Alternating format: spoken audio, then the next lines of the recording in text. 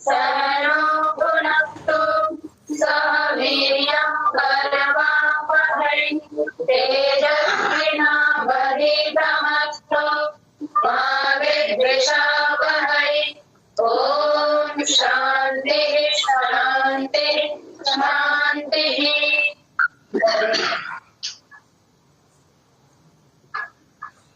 वर्णोच्चारण शिक्षा के अंतर्गत शब्द की उत्पत्ति अथवा अभिव्यक्ति या उपलब्धि कैसे होती है, उसकी प्रक्रिया क्या है, इसके ऊपर चर्चा चल रही है।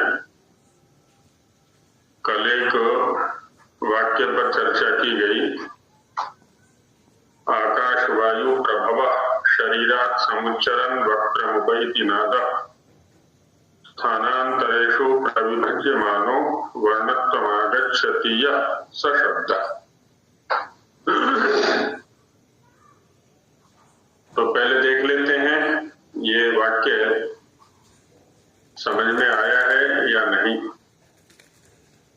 तो जिनकी अच्छी प्रकार से समझ में आया है पहले वो समझाएं। तो कौन समझाएंगे? जी आचार्य जी। जी मैं बोलूंगी। मैं अर्थात प्राची सुषमा आर्या। सुषमा आर्या। हाँ जी सुनाओ। आकाश वायु प्रभव, इसमें आंग उपसर्ग का श्री दीप्तो धातु घय प्रत्यय व गति गंधन युच प्रत्यय है। इसका अर्थ हुआ कि जो आकाश और वायु से जो शब्द उत्पन्न होता है, शरीरात समुच्चरण, शरीरात में हिंसायाम धातु है। यहाँ पर शरीर शब्द का प्रयोग सामान्य रूप से पूरे शरीर के अवयव का बोध होता है। समुच्चरण सम उत उपसर्ग चर गतो धातु क्षत्रि प्रत्यय है। यहाँ शरीर का अर्थ शरीर का अवयव है अर्थात नाभि है। तो अर्थ हुआ नाभि प्रदेश से ऊर्ध्व भाग की ओर गति करते हुए। वक्त्रम उपैति वच परिभाषण प्रत्यय उपपूर्वक इन गतो धातु तिप प्रत्यय वक्त्र मुख को जो प्राप्त होता है वह नाद है। स्थानांतरेषु, इसमें दीर्घ संधि है। भिन्न भिन्न कंठों में भिन्न भिन्न स्थानों में कंठादि जो स्थान है उनमें प्रविभज्यमानो प्रवि उपसर्ग भज सेवायाम धातु शानच प्रत्यय तथा मुख आगम अर्थात प्रविभक्त हुआ है। वर्ण्य वर्ण्य धातु है, तो प्रत्यय है। वर्ण भाव को आगच्छति प्राप्त होता है। सह शब्द वह शब्द है। बहुत अच्छा है। थोड़ा और व्यवस्थित रूप में लिखने का प्रयास करो। जब हम किसी श्लोक या गद्य या वाक्य की व्याख्या कर रहे होते हैं, पहले उसका प्रकरण के अनुकूल अर्थ दिया जाए। उसके बाद यदि कोई व्याकरण परक चिंतन है तो उसको रखें। तभी पदों में यही क्रम रखना चाहिए। और बाद में एक सार रूप में संपूर्ण वाक्य का क्या अभिप्राय हुआ, क्या तात्पर्य हुआ, इसको रखने का प्रयास करना चाहिए। बाकी बहुत अच्छा प्रयास है, आगे और परिष्कार होगा। आगे व्याख्या में परिष्कार करेंगे। कुछ और नई चीज जोड़ना चाहेंगे कोई? आचार्य जी। हाँ जी। मैं केवल इसका अर्थ बता रही हूँ। अच्छा बताओ। आकाश वायु प्रभव शरीरात् समुच्चरण वक्त्रमुपैति नादः। आकाश और वायु के संयोग से उत्पन्न शरीर के अवयव अर्थात नाभि प्रदेश सम्यक प्रकार से गति करते हुए मुख के प्रवेश द्वार को प्राप्त होता है कहलाता है। स्थानांतरेषु प्रविभज्यमानो वर्णत्व मा गच्छति यह शब्द और विभिन्न स्थानों में अर्थात कंठ तालु आदि स्थानों में विभक्त होता हुआ जो वर्णत्व को प्राप्त होता है वह शब्द कहलाता है। बहुत सुंदर, बहुत अच्छा। हाँ जी, राकेश जी कुछ कहना चाहेंगे? पंचकुला से राकेश जी हैं और छिपे हुए लोगों को सामने लाएंगे जी। ओमा कह दीजिए जी जी जी बोलिए। अर्थ इसका स्पष्ट है, यही है अर्थ इसका। अच्छा, यही है ना?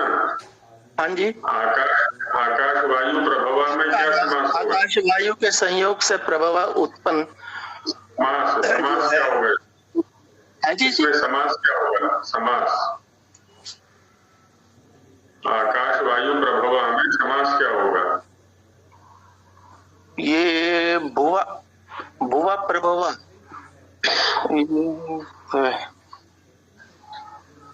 समास का भी अभ्यास किया है ना हम लोगों ने जी। हाँ, तो समास क्या होगा यहाँ पर? ये पुरानी कक्षा वालों में और कोई बताएंगे इसमें समास क्या होगा? मैं बताऊंगा। ये हिमवत क्या है? ये इसमें जो है बता रहे हैं। आचार्य जी इसमें सप्तमी तत्पुरुष है। आकाश से वायु, आकाश से वायु सप्तमी तत्पुरुष है। अच्छा आचार्य जी। अरे भाई एक दोनों पहले कोई अपने माइक को सभी बंद करें, सभी अपने माइक को बंद करें कृपया। या आचार्य आकाश से वायु और आकाश वायु का से बन गया जाए तो सप्तमी तत्पुरुष हुआ समझे। अच्छा अच्छा, ठीक है। अभी सोमदत्त जी कुछ बोलना चाह रहे थे शायद बीच में। आचार्य जी इसमें द्वंद्व समास बैठ रहा जी, दोनों ही मुख्य हैं। हाँ जी, करके बताइए, क्या करके बताइए कैसे है विग्रह वाक्य ये आकाश वायु जो है और प्रभव है, इसमें प्रथमा विभक्ति है जी सबसे बाद में। तो दोनों ही क्योंकि संयोग दो का हुआ, आकाश और वायु का संयोग हुआ। जी जी। हाँ, समाज का ध्यान नहीं है आपको। आज गुरुकुल से कोई समाज बता रहे थे शायद। बताऊंगी जी। अच्छा एक बताओ। आकाशश्च वायुश्च आकाश वायु वायुश्च आकाश वायु तस्मात् प्रभवः आकाश वायु प्रभवः। तस्मात् प्रभवः ताभ्याम प्रभवः दो है ना, आकाश और वायु। द्वंद्व समास हो गया वहां पर। तो आकाश वायुभ्याम प्रभवः ऐसा कर सकते हो।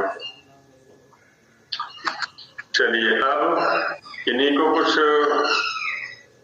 विचारना हो इस वाक्य के अंतर्गत तो वो बताएं।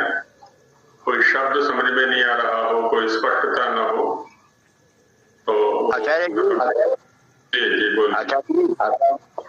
इसमें थोड़ा सा इतना रहेगा कि ये आत्मा के द्वारा ही जो क्या नाम ये स्थानांतरित वाली बात है, आत्मा के द्वारा ही इच्छित अर्थ निकालने के लिए संबंधित स्थान पर उसको वायु को टकरा जाता जो वो माशे के अगले श्लोक में चर्चा आ रही है, उसकी चर्चा अभी नहीं की है। उसके अगले श्लोक उसको आज लेंगे उसको। ठीक है। हाँ, अभी तो केवल आकाश वायु प्रभवः जो वाक्य है उसमें यदि किसी को कोई संदेह हो, कोई चर्चा करनी हो तो वो बोले। आचार्य जी प्रणाम। जी जी। आचार्य जी आपने जैसे ये वर्ण की उत्पत्ति की प्रक्रिया बताई थी कल, तो इसमें आपने 3 स्तर बताए थे। मैं बस ये कंफर्म करना चाह रही हूँ कि वो मैंने ठीक लिखे या नहीं। जैसे पहला स्तर है बाह्य स्तर, दूसरा शरीर के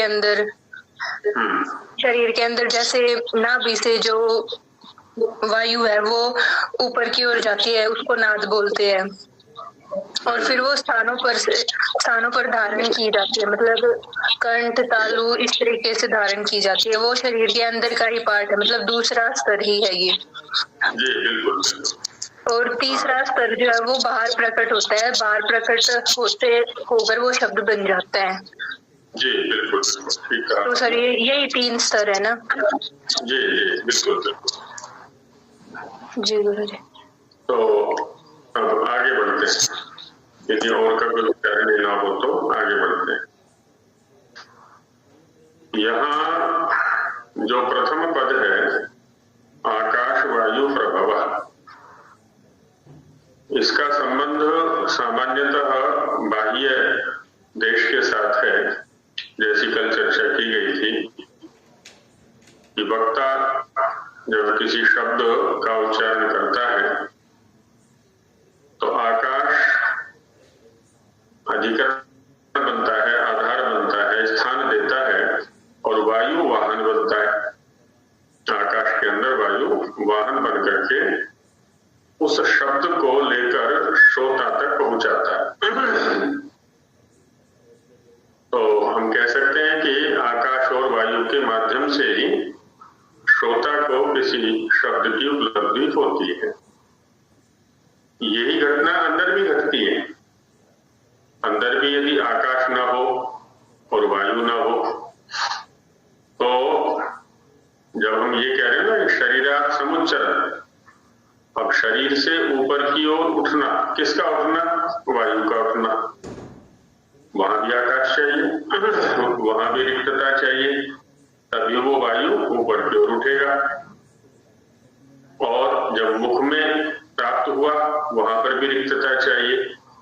आप देखें मुख में पानी भर लें पूरी तरह से, अथवा भोजन कुछ भर लें, तब देखें कि कैसे हम शब्दों का उच्चारण करते हैं।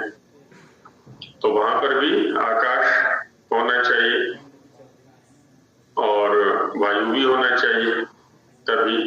तो इन दोनों की आवश्यकता अंदर भी है और बाहर भी है, दोनों ही स्तरों पर ये चाहिए हमें। इसीलिए जब भोजन कर रहे होते हैं तो शब्द का उच्चारण हम नहीं कर सकते। और जो भोजन वैज्ञानिक हैं उन्होंने कहा है कि एकांत शांत देश में भोजन का ग्रहण करना चाहिए। भोजन करते समय किसी प्रकार का वार्तालाप नहीं करना चाहिए, चर्चा नहीं करनी चाहिए, बोलना नहीं चाहिए। क्योंकि होता क्या है, जब हम भोजन ग्रहण कर रहे हैं, हालांकि श्वास भी ले रहे हैं, अंदर कंठबिल जो कंठ छिद्र है वहां 2 नलिकाएं हैं, 2 नालियां हैं, एक श्वास नली है और एक भोजन नली है। श्वास नलिका, भोजन नलिका, उनको ढकने वाला एक ढक्कन है। जब हम श्वास लेना चाहते हैं तो वो जो ढक्कन है श्वास नली को खोल देता है, भोजन नली को ढक देता है। और जब हम भोजन लेना चाहते हैं तो भोजन नली को खोल देगा, वो वहां से हट करके श्वास नली को ढक देगा उतने काल के लिए। इसलिए कभी कभी क्या होता है ना, भोजन करते करते हमें हंसी आ जाती है, कोई आवेश आ गया, कोई शब्द बोला, तो धोखे से जब हम भोजन ग्रहण कर रहे हैं और उसी समय बोलना भी चाह रहे हैं, हंसना भी चाह रहे हैं, वो श्वास नली का विषय है। तो जो ढक्कन है श्वास नली का भी खुल गया और भोजन का कोई कण श्वास नली में चला जाता है और वो बड़ी परेशानी उत्पन्न कर देता है, मृत्यु तक का भी कारण वो बन सकता है। तो इसलिए कहा जाता है कि एकांत में शांत होकर के भोजन करना चाहिए, उस समय कोई चर्चा आदि नहीं करनी चाहिए। चलिए आगे और थोड़ा इस विषय को ऊंचाई की ओर लेकर के चलते हैं, जो यहाँ प्रतिपादन किया गया है। हमारे जो शाब्दिक दार्शनिक हैं उन लोगों ने जो चिंतन प्रस्तुत किया है हमारे लिए। यहाँ कहा गया शब्दोत्पत्ति की प्रसंग में या शब्द के अभिव्यक्ति के प्रसंग में कि ये जो प्रक्रिया है, तो वैसे तो सारी की सारी प्रक्रियाएं किसी भी इंद्रिय के स्तर पर जो चेष्टा होती है उसका आरंभ आत्मा से होता है, चेतन से होता है। कोई भी जड़ साधन स्वयं में अपने से सक्रिय नहीं हो सकता, किसी न किसी चेतन की प्रेरणा वहां आवश्यक होती है। तो यहाँ पर भी वही प्रक्रिया काम कर रही है। तो इसमें कहा गया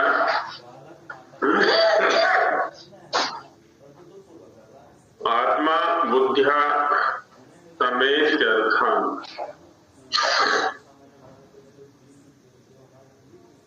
यहाँ दो पाठ उपलब्ध होते हैं। एक तो समेत अर्थान ये पाठ उपलब्ध होता है, दूसरा पाठ उपलब्ध होता है समर्थ्य अर्थान, समर्थ्यार्थान। जिन्होंने अष्टाध्यायी याद की है उन्हें पता है कि द्वितीय अध्याय का जो प्रथम सूत्र है वह है समर्थ पद विधि। तो वहां समर्थ शब्द आया हुआ है, उसी समर्थ शब्द को यहां लिया है। तो समर्थ्य अर्थान, तो पहली जो घटना घटेगी यहाँ पर है ना आत्मा, और उसी पंक्ति का अंतिम शब्द है विवक्षया। तो पूरा वाक्य बना आत्मा बुद्ध्या समेत अर्थान मनोयुक्ते विवक्षया। आत्मा जो इस शरीर का शरीरी है, अध्यक्ष है, इस रथ का रथी है, संचालक है, प्रेरक है, इससे काम लेने वाला है, जिसके लिए ये शरीर है, वह आत्मा विवक्षया है ना। उसी पंक्ति का अंतिम शब्द है विवक्षया। विवक्षा कहते हैं कहने की इच्छा, और विवक्षया ये तृतीय विभक्ति का एक वचन है। तो विवक्षया माने कहने की इच्छा से। आत्मा कुछ कहना चाहता है, उसके अंदर वक्तृत्व शक्ति है। जब वो कहना चाहता है तो अपनी वक्तृत्व शक्ति का प्रयोग करता है वक्ता। तो विवक्षया जब कहना चाहता है, उसका जो सबसे निकटस्थ साधन है, जैसे किसी राजा के समीप में मंत्री रहता है और वो मंत्री राजा को किसी भी परिस्थिति विशेष में विचार दिया करता है, और राजा भी मंत्री से मंत्रणा करके ही निर्णय लिया करता है। तो यहाँ आत्मा का भी जो निकटस्थ साधन है वो है बुद्धि। अंतःकरण चतुष्टय बोल देते हैं, मन बुद्धि चित्त अहंकार। तो यहाँ बुद्धि लिया। तो बुद्धि अंदर कई कार्य करती है। बुध अवगमने धातु से बुद्धि बनता है शब्द। इसका जो प्रधान कार्य है वह है बाह्य इंद्रियों के द्वारा जो भी विषय संग्रहित किया जाता है वो बुद्धि के अंदर ही संग्रह होता है। तो इंद्रियों से विषय को लेकर अपने पास रखता रहता है। जो भी विषय इंद्रियां ज्ञानेंद्रियां बाहर देखती हैं, स्पर्श करती हैं, सुनती है, सूंघती है, रस लेती है, जो भी है, उन सभी विषयों को अपने अंदर संकलित करती रहती है, स्टोरेज होता रहता है वहां पर। अब चूंकि उसके पास सारी की सारी वस्तुएं संग्रहित हैं, तो जैसे दुकानदार के पास जाते हैं, उससे कोई वस्तु मांगी हमने, तो वो तुरंत अपना जो स्टोर है जहां वस्तुएं सारी संग्रहित हुई हैं वहां से निकालता है, तो निकाल करके दे देता है ग्राहक को। ठीक ऐसे ही आत्मा कुछ कहना चाहता है, विवक्षा है, श्रोता को संबोधित करना चाहता है, तो जाता है वो भी अपने स्टोर के अंदर। बुद्धि में सारे शब्द और अर्थ संकलित हैं, शब्द भी, अर्थ भी, संबंध भी, सब वहां पर बचपन से लेकर के हमने इकट्ठा किया हुआ है सारा का सारा। जन्म जन्मांतरों का भी बहुत सारा, वो हमें उपस्थित नहीं होता है। जो अधिक सत्व प्रधान होकर के रहते हैं उनको वो भी उपस्थित हो जाता है। तो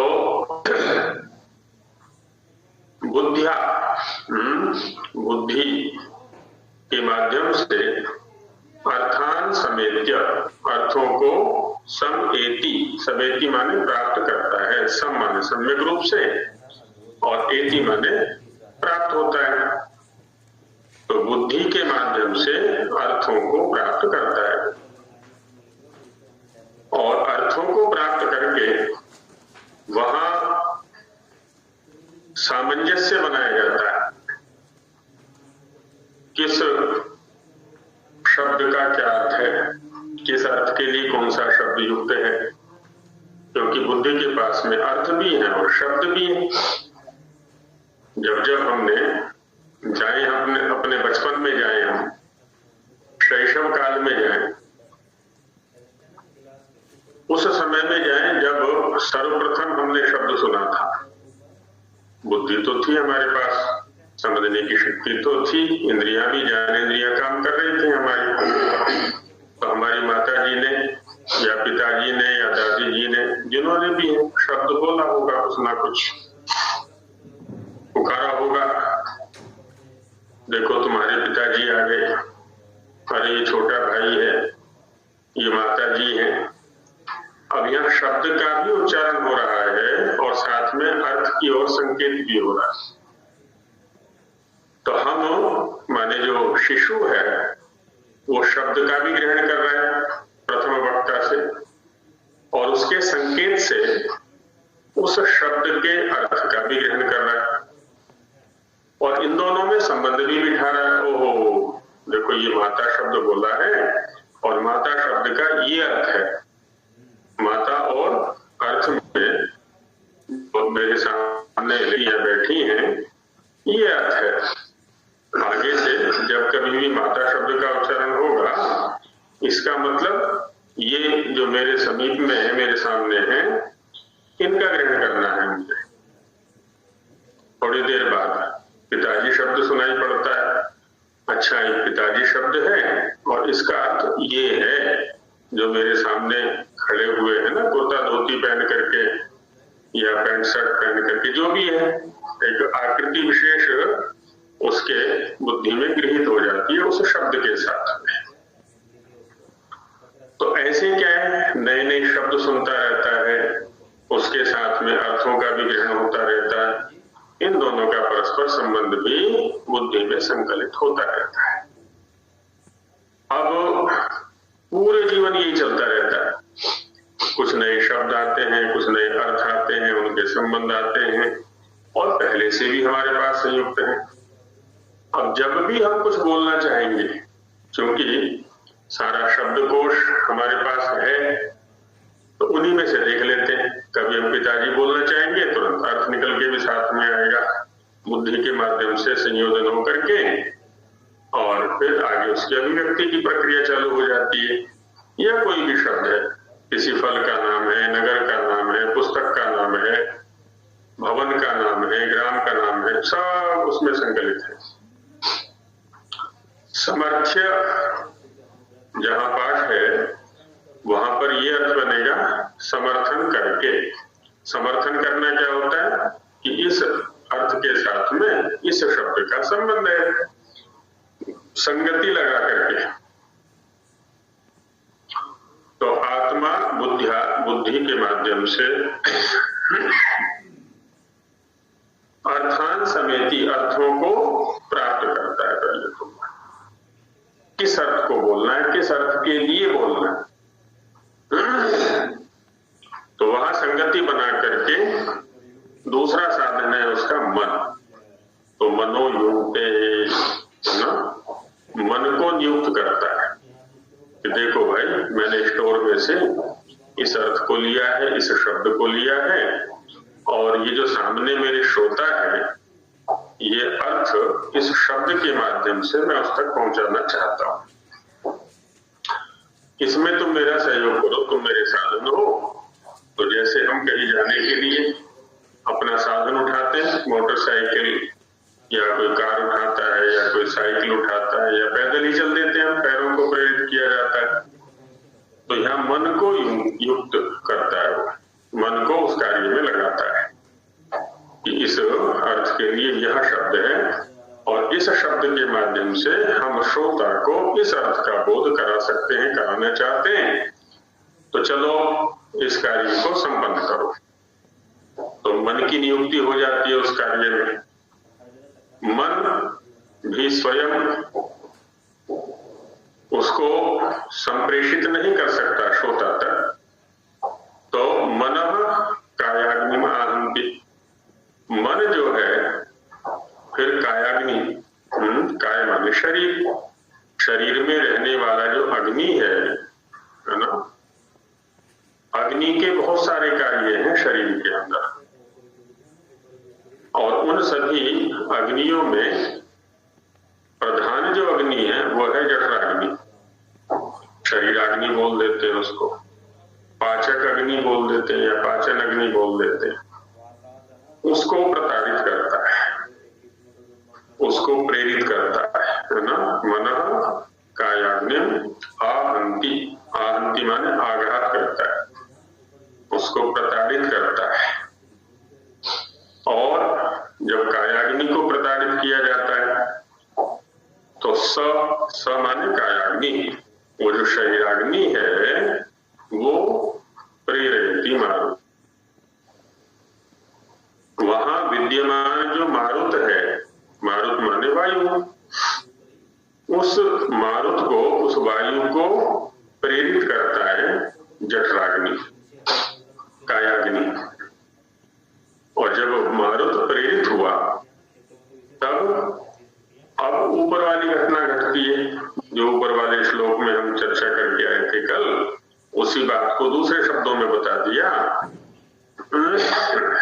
कि मारुतस्तूरसी चरण, मारुतः माने वायु, तू माने तो, उरसी उरह की ओर, उरह शब्द कंठ के लिए आता है, छाती के लिए भी प्रयोग कर देते हैं।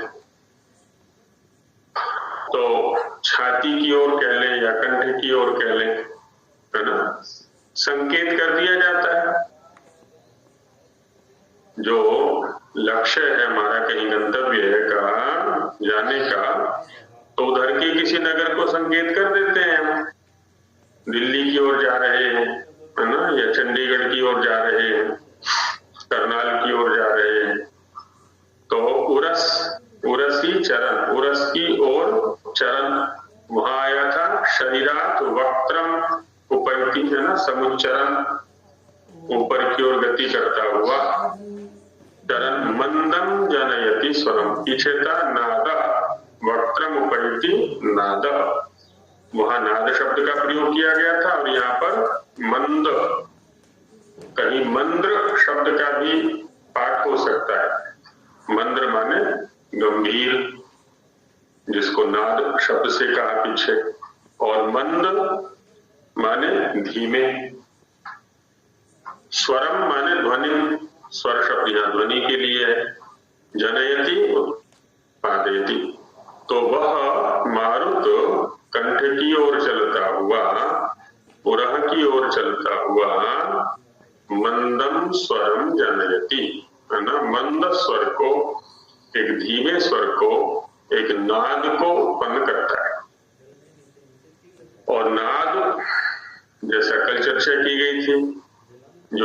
मुख है, वक्त्र का प्रवेश द्वार है, मुख का प्रवेश द्वार है, वहां तक नाद की स्थिति है, मंद स्वर की स्थिति है।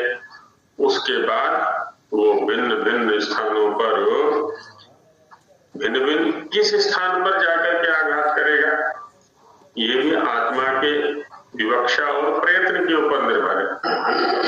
जिस भी वर्ण को वो उच्चरित करना चाहता है कि उसी स्थान का स्पर्श करेगा वो वायु, ना भी ये जिह्वा का कोई एक भाग उस वायु को वहां पर अवरोध देगा, तो वहां पर वो उस वर्ण की उत्पत्ति होगी। तो ये संपूर्ण प्रक्रिया हो गई, आत्मा से चलते हुए और शब्द रूप में आने तक, स्पष्ट ध्वनि रूप में आने तक की ये संपूर्ण प्रक्रिया हो गई। पड़ाव कितने हुए? पहले आत्मा, उसके बाद बुद्धि, उसके बाद मन, उसके बाद कायाग्नि, उसके बाद वायु, और वायु के बाद कंठ, जहां नाद की उपलब्धि होती है। उसके बाद मुखगत जो विभिन्न स्थान हैं, वहां जिह्वा के माध्यम से किसी स्पष्ट ध्वनि की अभिव्यक्ति होकर के वो श्रोता तक पहुंच जाती है। तो इस प्रकार से ये संपूर्ण प्रक्रिया हो जाती है। हाँ जी, मारुतम वायु के बजाय मारुतम जो इन्होंने उच्चारित किया है, तो ये विशेष प्रकार की वायु की ओर इंगित करता है या कैसे? हाँ जी, होता क्या है, वायु शब्द एक सामान्य है ना, वाति गच्छति इति वायु जो गमन करता है, और निरुक्त में वायु के लिए वेद में भी इंद्र शब्द का प्रयोग आया हुआ है ना, वायु माने इंद्र। इंद्र शब्द भी अग्नि के लिए भी आता है, बाकी वायु के लिए भी आया हुआ है। और उसमें कहा है कि याच काच बलकृति ही इंद्र कर्मैवत, जितने भी शक्ति के काम है, बल के काम है, वो सभी इंद्र कर्मैवत, इंद्र के ही कार्य है, माने वायु के ही कार्य है। अब वायु के द्वारा क्योंकि भिन्न भिन्न स्थानों पर, भिन्न भिन्न परिस्थितियों पर में विभिन्न कार्य संपन्न होने, शरीर के अंदर ही देखें है ना, जिन्होंने प्राणों की गणना की है, प्राण भी तो वायु ही है, तो वहां 10 प्राण गिनाए हुए हैं, 10 प्राणों की गणना की है। अब यहां मारुत शब्द का प्रयोग किया है। मारुत शब्द बनता है वैसे मृग प्राण त्यागे से, है ना, मृग प्राण त्यागे। इसका मतलब ये हुआ कि शरीर के अंदर जो वायु है वो गति का साधन तो है ही। जितनी भी गतिविधियां शरीर के अंदर हो रही हैं, हम शब्द का उच्चारण कर रहे हैं, हम भोजन चबा रहे हैं, भोजन को अंदर ले जाना है, अंदर से फिर अंदर विभिन्न नलिकाओं में ले जाए, सब वायु का कार्य है। धातुओं को इधर से उधर संप्रेषण है, जल का संप्रेषण, सब वायु का ही कार्य है। लेकिन प्रत्येक वायु के लिए अलग अलग नाम दिया हुआ है। तो यहाँ पर जो हमारे प्राणों का आधार है, एक तरह से उसके लिए मारुत शब्द का प्रयोग कर दिया है ना, मृग प्राण त्यागी के अनुसार, तो वह मारुत हो जाएगा। प्राणों को धारण कराने वाला कह ले उसको, प्राण रूप कह ले उसको। वायु के जो प्राण के जो हमने 10 विभाग किए हुए हैं, उनमें उस वर्ग में तो ये नाम है, ये सामान्य हो गया। इसी के लिए प्राण शब्द का प्रयोग भी है। प्राणो नाम वायु है ना, जो शब्द के उच्चारण में उपयोग में आता है, उसके लिए प्राण शब्द का प्रयोग भी किया हुआ है दार्शनिकों ने। उधर निरुक्त में इंद्र ही क्यों कह रहे हैं? विशेष वायु या तो वो संकेत देने के वो किसी और ऊर्जा को लिए वो होती है जो सामान्य वायु है हमारे पास उसके अतिरिक्त। देखिए होता क्या है,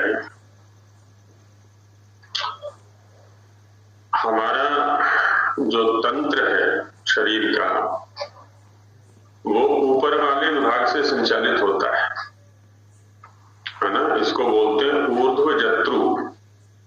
जत्रु कहते हैं जो हसली होती है ना गले वाली हड्डी की, इसके लिए जत्रु शब्द का प्रयोग होता है।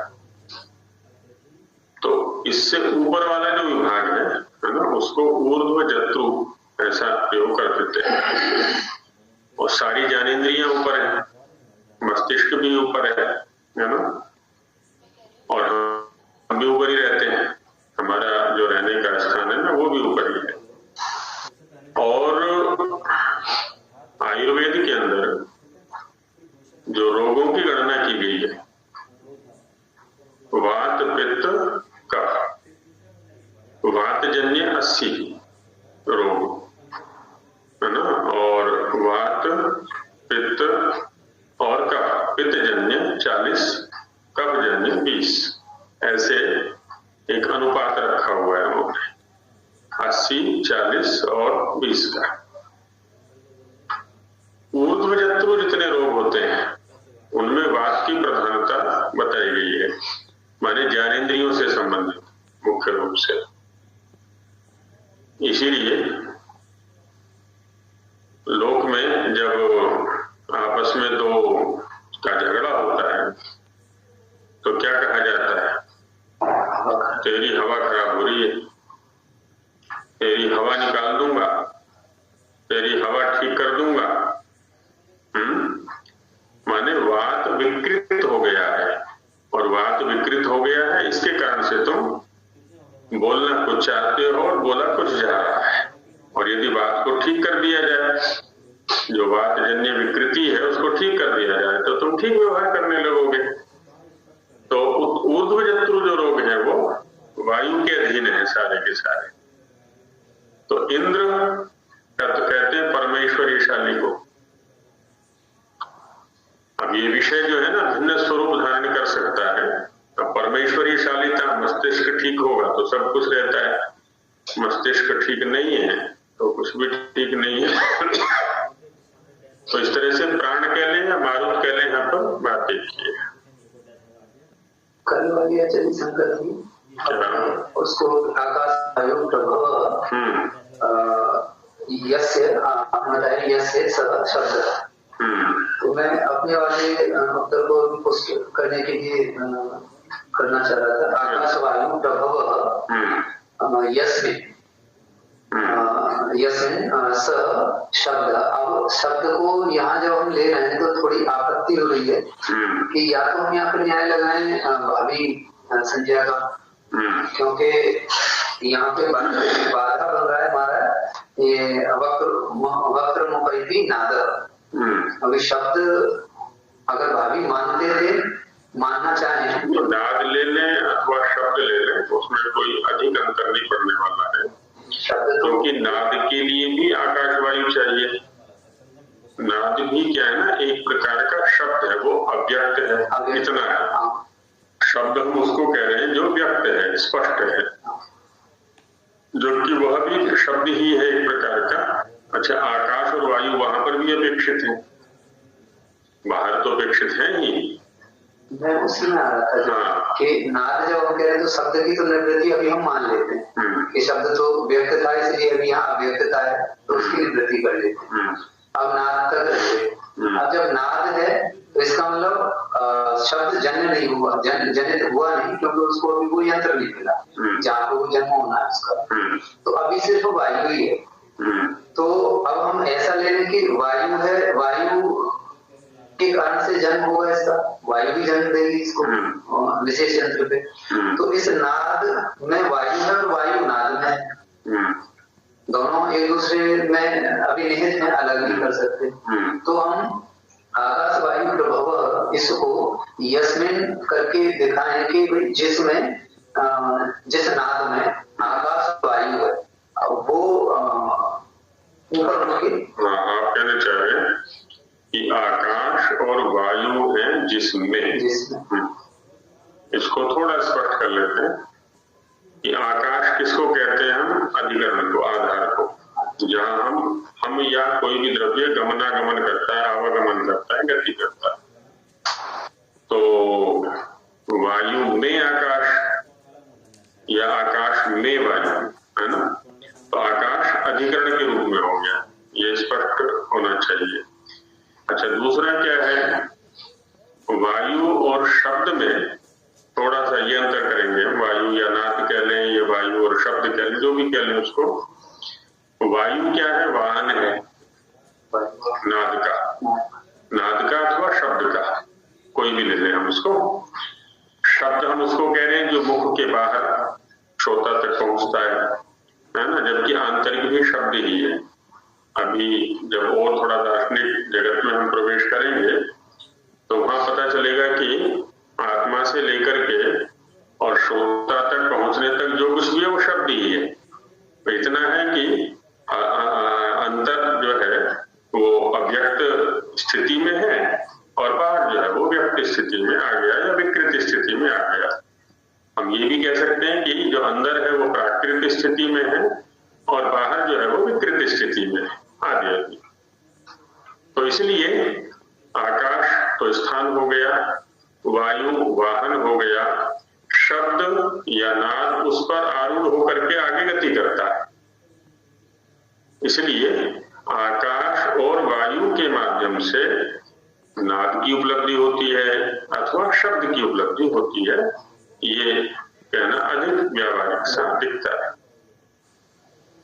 पचती जो हमने देखा था कि जो भी क्रिया हो रही है वो पचती से ही हम करेंगे कि प्रक्षालन, अवान्तर क्रिया, अवान्तर जितनी भी क्रिया, तो वही घटना यहाँ घटेगी। हाँ, यहाँ भी घट रही है। वास्तव में तो शब्द आत्मा से ही चालू हो चुका है, विवक्षा से। हाँ, जैसे ही विवक्षा हुई तो तुरंत शब्द के अनुकूल प्रक्रिया आरंभ होगी और वो शब्द ही है। बुद्धि में भी शब्द और अर्थ है, लेकिन हम बोलना उसको चाहते हैं जो कि हमें उपलब्ध होता है, श्रोता को उपलब्ध होता है, ऐसा रहता है। हाँ जी, ये श्लोक स्पष्ट हो गया। इन्हीं को कुछ जी बोलिए। आपने यहाँ पे बताया मन है वो कायाग्नि, मतलब बहुत हमारे शरीर की वो कई तरह की अग्नि है, लेकिन ये जठराग्नि को ही वो प्रेरित करता है, मतलब करती है। तो मतलब उस मन का ये जठराग्नि को ही प्रेरित कर, शब्द से क्या संबंध है? शब्द को उच्चारित करने के लिए या मारुत से वो करने के लिए वायु गति कैसे करता है? संभवतः के प्रसंग में पढ़ा होगा, ये तूफान कैसे चलते हैं। तो कहीं अग्नि के कारण से रिक्तता बन जाया करती है और उस रिक्तता को पूर्ण करने के लिए वायु जो है वहां भागा भागा आया करता है। और अन्यत्र भी तो यहाँ पर जो मुख्य कार्य है वो है वायु को गति देना। और अग्नि यदि नहीं है, आपने देखा होगा जिनका जठराग्नि मंद हो गया है, जिसको मंदाग्नि का रोग हो गया है, तो भूख नहीं लगेगी तो शरीरों का पोषण नहीं होगा, माने भोजन नहीं करेगा तो शरीरावयवों का पोषण नहीं होगा तो धीमे धीमे गति क्षीण हो जाती है, उसकी गति नहीं भी होती है। एक स्थिति आती है ना, उठने की इच्छा होती है, इच्छा तो होती है, शक्ति नहीं है शरीर के अंदर। और किसी प्रकार से जठराग्नि को उद्बुद्ध कर दिया जाए तो सारी गतिविधियां एकदम ठीक होने लगती है। अब यहाँ शब्द का उच्चारण करना है तो जठराग्नि एक केंद्रीय अग्नि है शरीर की, बाकी सब अग्नियां भी इसी के अधीन होकर के काम करती है। शरीर में हम जो आहार ग्रहण करते हैं, अब आहार से शुक्र तक 7 स्तरों पर उसका पाक होता है, उसका पचन किया जाता है और आगे से आगे धातुएं बनती चली जाती हैं। आहार है, आहार का पाक होता है तो उससे रस बनता है, रस का पाक पाक होता है उससे रक्त बनता है, रक्त का पाक होता है तो उसे आगे आगे आगे होते हुए शुक्र या कुछ लोग ओज अंतिम अष्टम धातु मानते हैं, तो वहां तक पाक होता है और पाक होने पर अगली धातु बनती है और उससे पिछली धातु का जब पाक हुआ कुछ मल भी निकलता है उसमें से। तो इस प्रकार कई स्तरों पर अग्नि का प्रयोग हो रहा है। जठराग्नि केंद्रीय अग्नि है, वह ठीक है तो बाकी सब गतिविधियां ठीक है। इसलिए यहाँ पर रखा कि मन के द्वारा जठराग्नि का को प्रताड़ित किया जाता है और वो फिर वहां से वायु प्रेरित हो जाता है। जी बहन जी। जी आचार्य जी,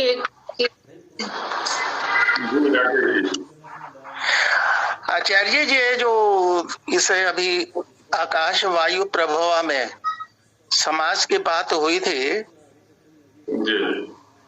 तो इसे सप्तमी तत्पुरुष कहा गया, तो मेरे विचार से ये पंचमी तत्पुरुष होना चाहिए। हाँ, जिन्होंने भी सप्तमी तत्पुरुष कहा था असल में ताभ्याम, हाँ उसमें ताभ्याम को करके ना पंचमी जो है का जो रूप है उससे समास होकर तो पंचमी विभक्ति प्रदर्शित की है। बात आपकी भी ठीक है और बात उनकी भी ठीक है, क्योंकि कल इस व्हाट्सएप ग्रुप में सप्तमी तत्व से समझाया गया था आकाशे वायु आकाश वायु, है ना। एक तो था द्वंद्व समास आकाश वायुश्च आकाश वायु, ये हो गया द्वंद्व, और दूसरा एक संबंध वहां दिखाया गया था आकाशे वायु आकाश वायु और आकाश वायु हो, यह पंचमी हो गई प्रभव आकाश वायु प्रभव। तो जो सप्तमी तत्पुरुष बता रहे थे वो आकाश और वायु के मध्य में उसका संकेत किया गया था। अच्छा। हाँ, और यहाँ जब पंचमी तत्पुरुष कर रहे हैं तो यहाँ प्रभव शब्द कर्तृ साधन रहेगा, प्रभवती इति प्रभव। जी जी जी, जो उत्पन्न होता है जी उत्पन्न, हाँ मेरे विचार से यही था। हाँ, दोनों साधु हैं आचार्य जी। हाँ, लेकिन ध्यान रहे आकाशे वायु आकाश वायु वहां सप्तमी तत्पुरुष किया और प्रभव के साथ में पंचमी। हाँ। जो कल विचार किया गया था पहले आकाश वायु में द्वंद्व, फिर प्रभव के साथ में बहुव्रीहि, तो उससे भी शब्द पर पहुंच सकते हैं। आकाश वायु प्रभव यस्य, आकाश और वायु है प्रभव निमित्त जिसके, तो वहां था प्रभवती अस्मात् इति प्रभव, अपादान में प्रभव शब्द को बनाया था इस विग्रह के अनुसार जी। और एक प्रभव शब्द को भाव साधन बनाया था हमने, प्रभवनम प्रभव माने उत्पन्न होना, तो वहां बहुव्रीहि किया था व्यधिकरण में आकाश वायुभ्याम प्रभव माने उत्पत्ति यस्य सह आकाश वायु प्रभव। तो ऐसे अर्थ के अनुकूल हम कई प्रकार से विग्रह कर सकते हैं इसमें। धन्यवाद। हाँ जी, आचार्य जी एक चीज पूछनी थी, इसमें क्या हम ये कह रहे हैं, थोड़ा संशय है कि जो शब्द की उत्पत्ति का मूल कारण है वो है कि आत्मा कुछ कहना चाहती है, कुछ व्यक्त करना चाहती है, और क्योंकि बुद्धि उससे सबसे समीप है इसलिए वो उसके द्वारा, ये करण कारक में यूज हुआ है बुद्धया, और उसके कारण और क्योंकि उसकी एक इच्छा है सो अर्थ से युक्त वो ये सब प्रक्रिया को आरंभ करती है। बिल्कुल। और इसमें मन का क्या रोल है? हाँ, मन एक इंद्रिय के रूप में है यहाँ पर जी बताया। हाँ, मन एक इंद्रिय के रूप में है यहाँ जी, अंतर इंद्रिय है और इसको हम अंतःकरण बोलते हैं ना। अंतःकरण में मन बुद्धि और ये चार चीजें जो आती हैं, अहंकार, जी, चित्त अहंकार, तो उसमें मन का जो रोल है, मतलब किसी का ये कहने की मर्जी भी होनी चाहिए। हाँ, तो मन क्या काम करता है शब्दोत्पत्ति की प्रक्रिया में, जैसे यहाँ दिखाया दार्शनिकों ने, वो कायाग्नि को आहत करता है, मनः कायाग्नि आहंति, उसको प्रेरित करता है, वो उद्बुद्ध करता है जी। आघात से तात्पर्य उसको उद्बुद्ध करना, प्रज्वलित करना, प्रेरित करना। और कायाग्नि से फिर वायु प्रेरित हो जाता है और फिर वायु जो है वो नाद रूप में प्राप्त होकर के आगे शब्द रूप धारण कर लेता है। ये प्रक्रिया है। तो ये कायाग्नि को प्रेरित करने का क्या रोल है इसमें? वो सीधा वायु को नहीं प्रेरित कर सकता? नहीं, बिना कायाग्नि के वायु प्रेरित नहीं होगा, क्योंकि बाहर भी हम देखते हैं ना, अग्नि से ही वायु प्रेरित होता है। ये ठीक है कि वायु अग्नि का प्रेरक होता है, लेकिन अग्नि वायु का भी प्रेरक होता है। जो आपने एक साइक्लोन का उदाहरण दिया था कि वो अग्नि के कारण रिक्त स्थान होता है और फिर वायु उसका स्थान लेती है। हाँ, तो वहां पर अग्नि जो है ना उसका प्रेरक बन रहा है कहीं ना कहीं। जी। तो वैसे यहाँ पर भी अग्नि वायु को प्रेरित करता है, ऐसा लगता है। जी, धन्यवाद। हाँ जी जी। और किन्हीं का कोई संशय हो तो बताएं, कोई शब्द स्पष्ट ना हो रहा हो या कोई। आचार्य जी। जी बोलो।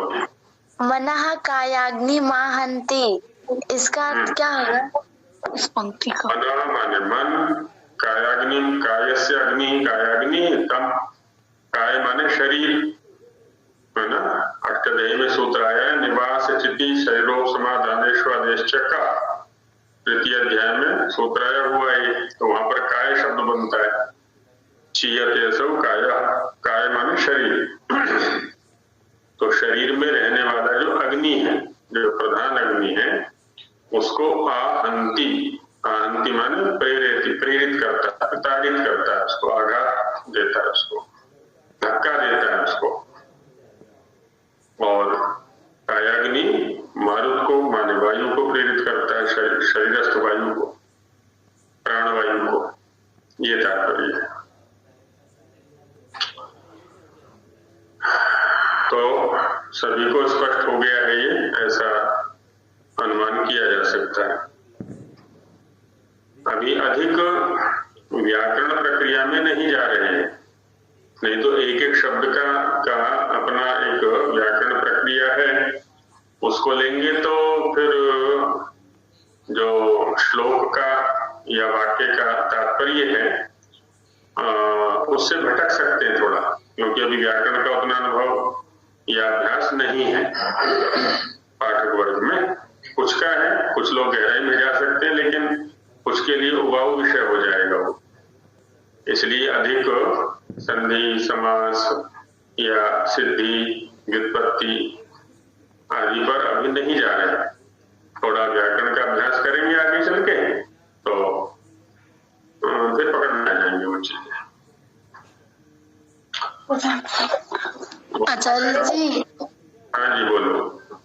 यहाँ पर मारुतस्तु रसी चरण मर्दम जनयति स्वरम, इसका अर्थ क्या है? इसमें पदच्छेद करो, अलग अलग पदच्छेद हो रहा है कि नहीं।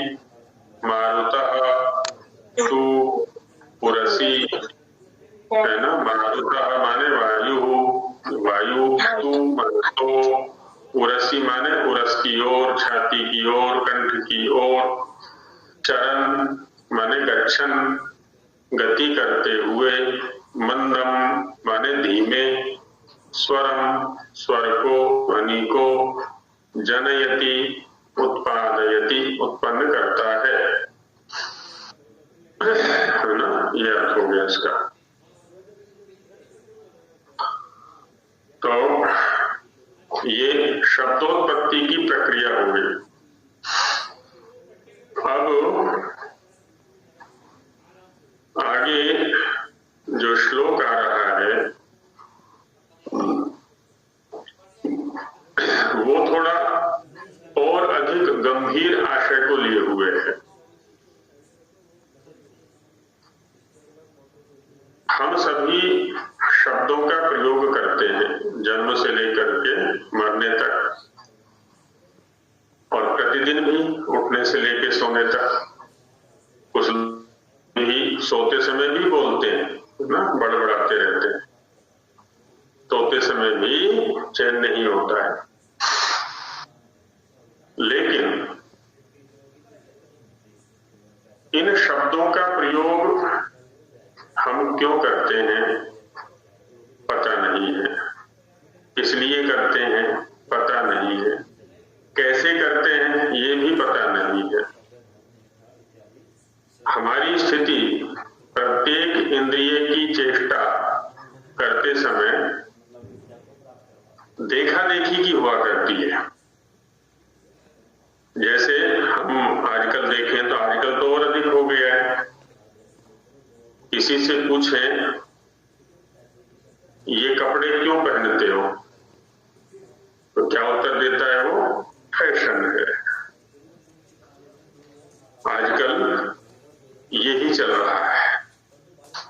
यहां तक कि दुकानदार के पास भी जाते हैं कि कपड़ा चाहिए, वस्त्र चाहिए, छांटने लगते हैं।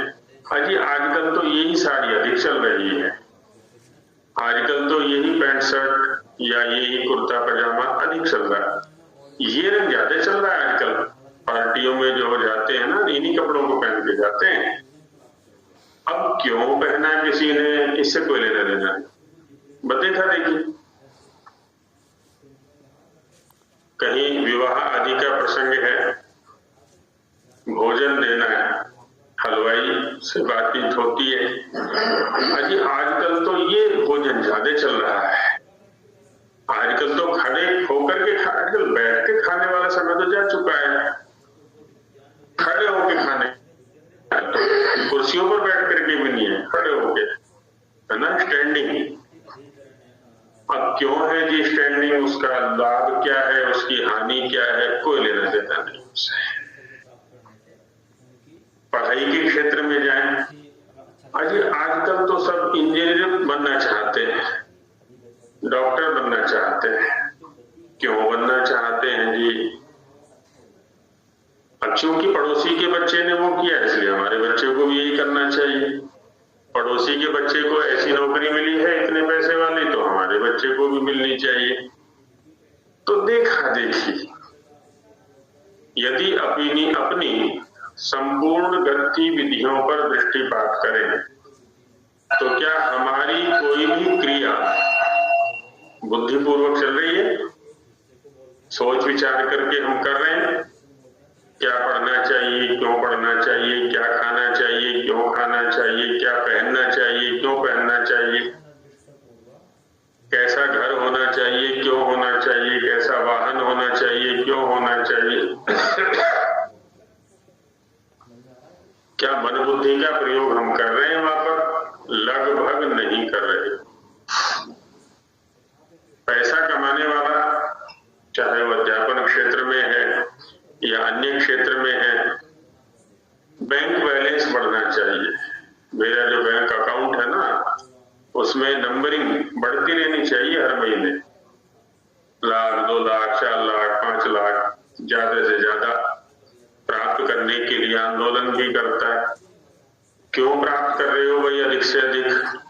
नहीं पता, बस होना चाहिए। तो ये हम बहुत ही अति स्थूल स्तर पर सारी गतिविधियां हमारी संचालित हो रही है, हम कर नहीं रहे। हम करेंगे तो हमारे मन और बुद्धि का उपयोग वहां पर होगा, लेकिन हमारे मन और बुद्धि का उपयोग तो कहीं पर भी हम नहीं कर रहे। उनको तो हमने एक तरह से शांत एकदम सुला दिया है कि अब तुम्हारा कोई उपयोग नहीं है। अब हम केवल इंद्रियों की सुना करते हैं, जो आंखें दिखा रही हैं, जो कान सुना रहे हैं, जो त्वचा को अच्छा लग रहा है, बस वो देंगे हमें, और कुछ नहीं चाहिए। तो आगे का जो श्लोक आ रहा है वो हमें थोड़ा गंभीर चिंतन के लिए प्रेरित करेगा। हालांकि अभी जो 2 श्लोक हमने अपनी चर्चा का विषय बनाए वो भी पर्याप्त चिंतन के लिए विवश कर सकते हैं। यहाँ तो केवल शब्दोत्पत्ति की प्रक्रिया पर चिंतन किया हमने, बाकी प्रत्येक इंद्रिय की जो चेष्टा है उसमें यही घटना घटती है, यही प्रक्रिया चलती है, आत्मा से लेकर के इंद्रिय तक सब में यही चलती है। लेकिन हम चलाते नहीं है, हम करते नहीं है, प्राय बाहर की बाहरी काम चलता रहता है। कल अवकाश रहेगा तो अब जो कक्षा है वो सोमवार को अगले श्लोक पर चिंतन करेंगे।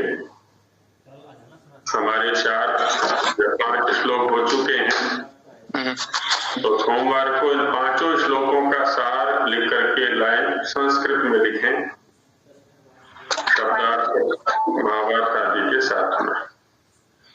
कोई कुछ कहना चाह रहे हैं? तो अब यही विराम लेते हैं, समय हो चुका है। प्रणाम आचार्य। मंत्र पाठ। धन्यवाद शरणो भुनक्तु सह वीर्यं करवावहै तेजस्विनावधीतमस्तु मा विद्विषावहै। ओम शांति शांति शांति। नमस्ते आचार्य। प्रणाम धन्यवाद आचार्य जी। प्रणाम। नमस्ते।